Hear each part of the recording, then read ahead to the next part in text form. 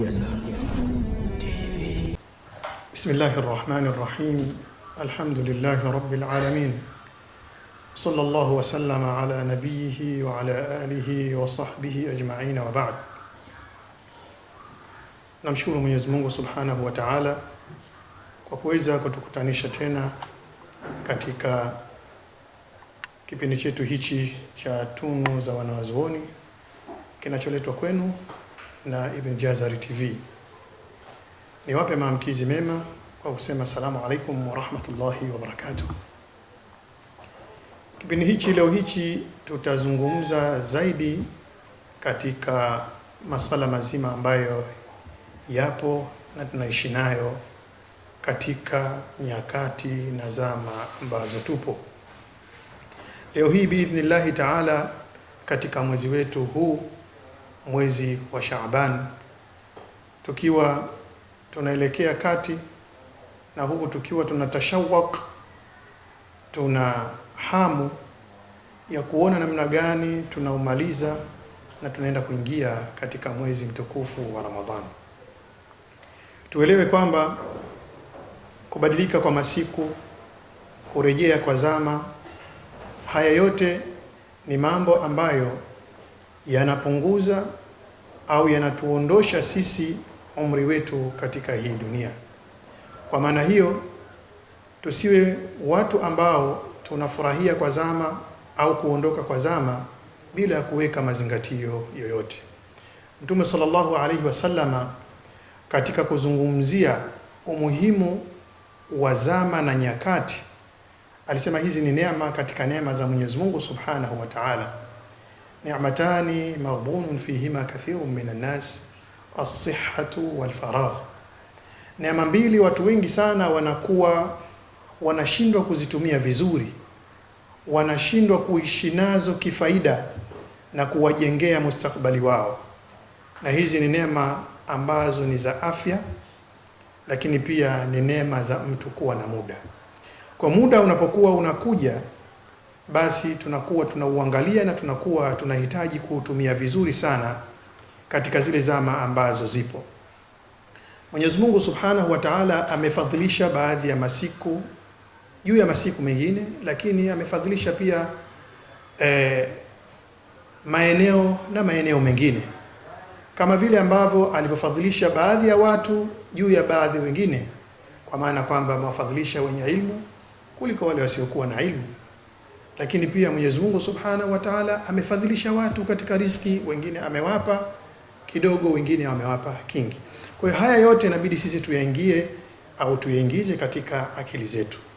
Leo hii nilikuwa nataka nizungumze kuhusu Shaabani, ambayo tunaiona kabisa tayari tumeshamaliza 10 la kwanza na tunaelekea kulichanganya hili 10 letu la pili. Shaaban, Mtume sallallahu alayhi wasallama wakati anauzungumza huu mwezi alisema kwamba ni mwezi ambao watu wengi sana wanakuwa wanaghafilika nao, wanakuwa wanajisahau, unawapita bila kutumia zile faida zilizomo ndani ya huu mwezi. Mtume sallallahu alaihi wasallama alisema, dhaka shahrun yaghfulu anhu an-nas, shahrun baina Rajaba wa Ramadhan, kwamba ni mwezi ambao watu wengi sana wanakuwa wanaghafilika, unakuwa umewapita, hawawezi kuutilia maanani kujua tufanye nini. Na mwezi huu unakuwa kwa sababu uko kati ya miezi miwili mitukufu, baina ya mwezi wa Rajab na baina ya mwezi wa Ramadhan, na huu ni mwezi wa Shaaban. Mtume sallallahu alaihi wasallam wanahadithia waliokuwa wanamuona, na hadithi ikitoka kwa mtu wako wa karibu mara nyingi ni sosi ambazo zenye kuaminika. Wakeze Mtume sallallahu alaihi wasallama, hasa mama yetu Aisha radhiyallahu anha, alipata pa kusema akimwangalia Mtume, akimview Mtume sallallahu alaihi wasallama katika mwezi huu wa Shaaban, alisema, sijapatapo kumuona Mtume sallallahu alaihi wasallama aktharu shahran siyaman mimma yakunu fi Shaaban. Sijapatapo kumuona Mtume sallallahu alaihi wasallama akifunga sana katika mwezi wowote kuliko vile ambavyo nilivyokuwa nikimuona mimi katika mwezi mtukufu wa Shaaban.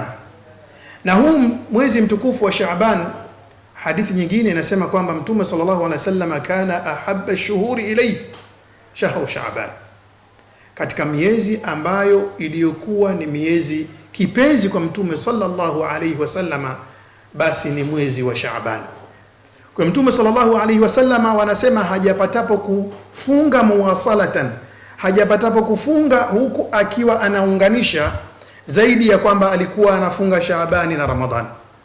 Kwa kufunga mwezi mtukufu wa Shaaban ni katika mambo ambayo dini yetu na Mtume sallallahu alaihi wasallam amekokoteza kwa kusema kwamba ni mwezi ambao tunahitajika sana tufanye ibada ya saumu. Lakini Mtume sallallahu alaihi wasallam wakati anataja kwa nini iwe Shaaban, kwanza alisema ni mwezi ambao katika hadithi ile ilisema kwamba ni shahrun yaghfulu anhu an-nas, ni mwezi ambao watu wengi wanakuwa wameusahau kwa sababu wanahisi kwamba ni mwezi wa mapumziko. Wametoka katika mwezi wa Rajab, katika mwezi mtukufu, katika miezi ya al-Haram au miezi ashhurul hurum.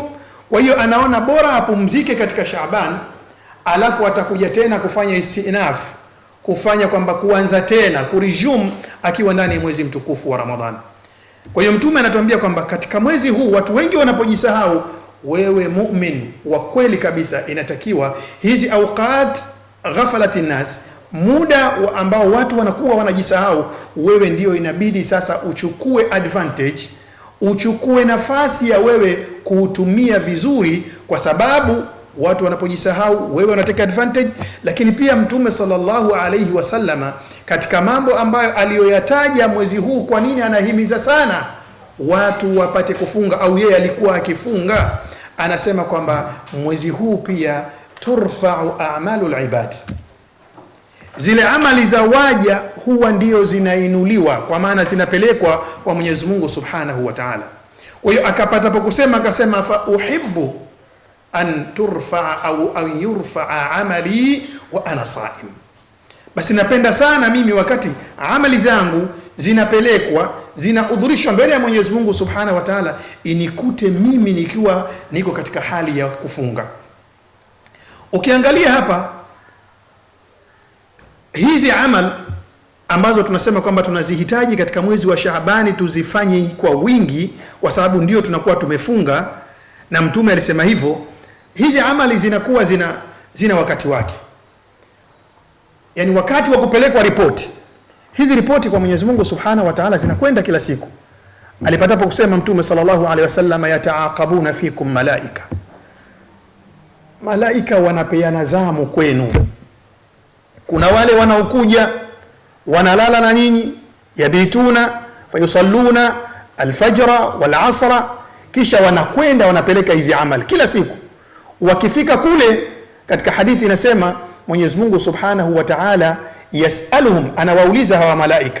Lakini akiwauliza malaika si kwa maana Mwenyezi Mungu Subhanahu wa Ta'ala hajui nini kinachoendelea, bali Mwenyezi Mungu wa huwa a'lamu, yeye ndio anakuwa ni mjuzi zaidi. Kwa hiyo wakati mwingine anauliza kama kutaka tukuhakiki, kaifa taraktum ibadi, mewaachaje waja wangu? Wanajibu taraktuhum yusallun, tumewaacha wakiwa wanaswali na tulikwenda tuliwakuta wa ataituhum wa hum yusallun. Hizi ni ripoti nzuri ambazo zinakwenda kila siku. Lakini pia hata katika siku ya Jumatatu na Alhamisi pia imethibiti kwamba amali za waja zinafanya nini? Zinapelekwa. Lakini Mtume sallallahu alaihi wasallam akasema tena katika Shaabani huwa zinapelekwa. Sasa haya sio makinzani. Hata watu ambao wakati mwingine wanasoma au wanakuwa wanafanya kazi katika makampuni yao au katika maofisi yao, kuna ile rekodi ya transaction zao wanazofanya. Kuna rekodi za kila siku ambazo mtu huwa anazirekodi katika lile buku lake. Kila siku ameuza, amenunua, amekopa, amefanya expenses fulani, amelipa hivi. Kila siku zinakuwa zinaandikwa. Lakini baada ya hapo pia kuna rekodi zingine zinakuja zinahamishwa katika mfumo mwingine, kutoka ule urekodi wa kila siku kwenda katika urekodi wa mwezi. Ndio maana kuna ripoti ya mwezi, kuna ripoti ya miezi mitatu, kuna ripoti ambayo inaonyesha ule umakini wako wote, unachomiliki na usichomiliki, madeni na mitaji yako. Kwa hiyo hata tunapoona Mwenyezi Mungu Subhanahu wa Ta'ala kupitia kwa mtume anavyosema kwamba kila siku anapokea ripoti, lakini kila siku ya Jumatatu na Alhamisi pia anapokea ripoti, kila siku ya kila mwezi wa Shaabani anapokea ripoti, kila baada ya kwamba ya kuondoka duniani moja kwa moja kuna lile buku lako, wa kulla insanin alzamnahu ta'irahu fi 'unuqi wa nukhriju lahu yawma alqiyamati kitaban yalqahu manshura. Hichi ni kitabu ambacho kitaleta ile ripoti iliyokuwa inakuja kila mwaka ndani ya mwezi wa Ramadhani, kitakuwa na ripoti ya mwezi, kitakuwa na ripoti ya kila siku. Kwa hiyo ripoti katika mwezi mtukufu wa Shaaban zinatakiwa watu wazifanyie himma, wawe katika hali ya kuwa katika ibada, ili wakati zinakwenda zile ripoti mtu anakwenda akiwa msafi. Tunaona watu wanapopresent mambo yao tofauti tofauti, wanakuwa wamevaa, wameandaa. Hata sisi mashehe tukija tunazungumza mbele ya kamera kama hivi, watu wetu wale wanakuwa wanatuambia kaa hivi, fanya hivi, ili tu ule mvuto fulani wakati wewe unapokea unajua huu ni ukaaji, au haya ni mawaidha, au haya ni maneno ambayo yanakuja kutoka katika sosi yenye kutegemewa, imekuja katika hali nzuri. Kwa hiyo sisi pia tujitahidi katika mwezi mtukufu wa Shaaban. Kuna mambo mengi ambayo Mtume sallallahu alayhi wasallam alikuwa akiyafanya, lakini kubwa zaidi alikuwa alilifanya Mtume sallallahu alaihi wasallam, alionyesha kwamba alikuwa anafunga kwa wingi sana katika mwezi huu mtukufu wa Shaabani. Lakini haya yalikuwa ni maandalizi ya mwili wa Mtume sallallahu alaihi wasallam, yalikuwa ni maandalizi ya nafsi na roho, kiwiliwili cha Mtume, lakini na roho yake na nafsi yake. Anaandaa namna gani atakuja kuwa wakati anaipokea saumu ya mwezi mtukufu wa Ramadhani. Kwa hiyo ndugu zangu waumini, pamoja na kwamba Mtume alikuwa anafunga katika mwezi mtukufu huu wa Shaaban, sisi pia tunatakiwa tumwige Mtume sallallahu alaihi wasallam kwa ajili ya kufunga na kutekeleza hizi ibada. Lakini pamoja na kutekeleza hizi ibada, Mtume sallallahu alaihi wasallam niweke angalizo katika mwezi huu mtukufu wa Ramadhani. Mtume hajawahi kuainisha, hakatazwi mtu kufunga, hakatazwi mtu kusimama usiku na ni bora, hakatazwi mtu kuomba dua, lakini kufanya takhsis kwamba siku fulani ndiyo siku maalumu ya kufanya dua katika mwezi mtukufu huu wa Shaaban, au siku fulani ndiyo siku maalumu ya kufunga katika mwezi huu mtukufu wa Shaaban. Hili ndilo ambalo Mtume sallallahu alaihi wasallam hajatuainishia. Ameufunga mwezi wote mtukufu wa Shaaban. Ukiweza kusimama kila siku katika Shaaban, ukiweza kuomba dua kila siku katika Shaaban, ukiweza kufunga kila siku katika Shaaban, haya ni mambo ambayo yako katika ubora na utukufu unaoonesha mwezi mtukufu huu wa Shaaban. Na hasa Mtume sallallahu alaihi wasallam anasema watu wengi sana huwa tunajisahau. Kwa hiyo tuzinduke, kwa sababu hizi ghafla tunazoishi nazo ndio mwisho zitatukuta. Hata wakati mwingine, wakati tunahisi kwamba kesho na kesho kutwa tutaweza kuendelea kufanya ibada katika mwezi mtukufu wa Ramadhani, kumbe tunaishia katika mwezi wa Shaaban. Niongeze lingine ambalo ni muhimu, lakini halitakiwi tu kufanya katika mwezi mtukufu wa Shaaban, bali ingawa ukawa hujalifanya katika miezi iliyopita na mwezi unaokuja unakukuta mwezi mtukufu wa Ramadhani, basi ni lazima ulitekeleze. Nuhasibu anfusana, ebu turejee mafaili yetu, turejee rekodi zetu. Nini ambacho tulitakiwa tukitimize katika mwezi mtukufu wa Ramadhani uliopita na mpaka hivi sasa tujakitimiza, na mwezi mtukufu wa Ramadhani unaingia. Man kana alayhi qadaa falyudariku au falyatadarak, yule ambaye ana deni la saumu, basi inabidi huyu alidiriki kabla haijaingia Ramadhani nyingine, afanye qadha mapema sana. Haya yote yanatakiwa yafanywe kabla Shaabani hii haijaisha. Usiiache Shaabani ikaisha alafu ukajikuta tayari uko ndani ya deni ukiwa unaanza mwezi mtukufu wa Ramadhani.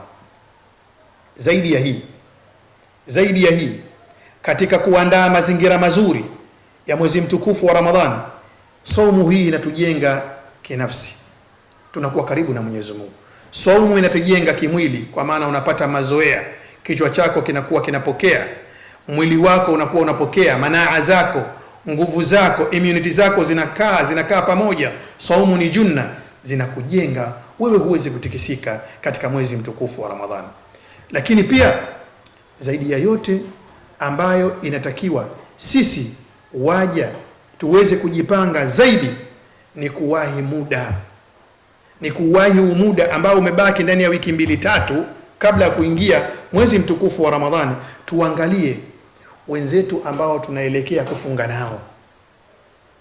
Je, tusiwasubiri mpaka ndani ya mwezi mtukufu wa Ramadhani? Kama una sadaka yako, kama una zaka yako, ni vizuri sana ukaitoa katika kumwezesha mtu kuweza kufunga Ramadhani akiwa na utulivu. Sadaka hizi zinafanywa sana, lakini wengi wanazifanya ndani ya mwezi mtukufu wa Ramadhani. Wanawafanya wale watu ambao wanakwenda kupokea hizi sadaka wawe wanakwenda mbio katika mwezi mtukufu wa Ramadhani. Jiangalie wewe ambaye unataka kutoa hii sadaka. Mara nyingi mpaka hivi sasa nadhani umeshajiandaa, ushaweka mzigo wako ndani, ushaweka vitu vyako ndani vya kuweza kuwaweka watu wako, vya kuweza kuandaa familia yako iwe na utulivu. Kwa na sisi kama tuna sadaka zetu, tuna zaka zetu, tujipange namna gani tunaziandaa kuwapa hawa watu kabla haijaingia Ramadhani. Tusiwasubiri kaingia Ramadhani tukawashughulisha katika ibada wakawa ni watu wa kwenda kutafuta sadaka na zaka katika mwezi mtukufu wa Ramadhani. La, kama unataka kwamba kupata fadhila ndani ya mwezi wa Ramadhani ndio utoe zaka yako, basi mpe guarantee kabisa mtu wako, bwana, hii Shaabani 10, 15, 20 mimi nitakupatia sadaka yangu ya futur au ya kuweza wewe kufungua katika mwezi mtukufu wa Ramadhani. Kwa haya machache tujitahidi tuweze kuwa tayari, na utayari mkubwa sana wa kinafsi, lakini pia utayari wa kimwili, lakini pia kuwawezesha watu na utayari wa kiuchumi wa kuweza kuikabili na kuifuta au kuifuata mwezi mtukufu wa Ramadhani.